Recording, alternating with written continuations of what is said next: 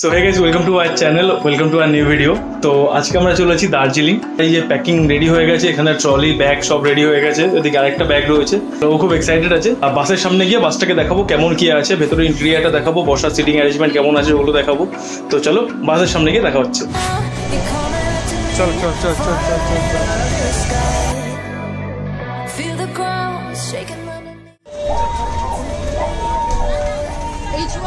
H1 H2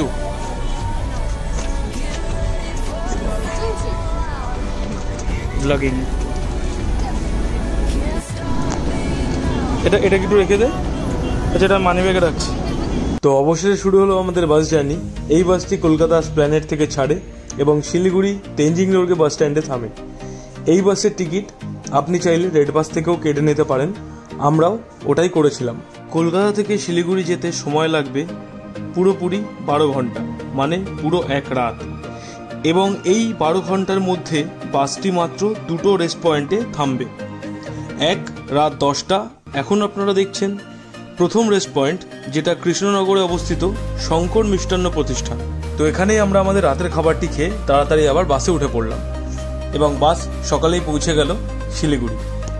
তো এটাই হলো তেনজিং নর্গে শিলিগুড়ি বাস স্ট্যান্ড। তো আপনারা যারা আসছেন এখান থেকে প্রচুর শেয়ার ট্যাক্সি আপনারা পেয়ে যাবেন দার্জিলিংয়ের জন্য। এবার চলে আসা যাক শ্যামলীর বাসে আপনার কত ভাড়া পড়বে। আমাদের মাথা পিছু ভাড়া পড়েছিল 1600 টাকা করে, এবং আপনি যদি শুয়ে আসতে চান তাহলে সেই ক্ষেত্রে স্লিপারে আপনার ভাড়া পড়বে 2000 টাকা। তো এটাই ছিল আমাদের শ্যামলী ভলভো বাসের পুরো এক্সপিরিয়েন্স।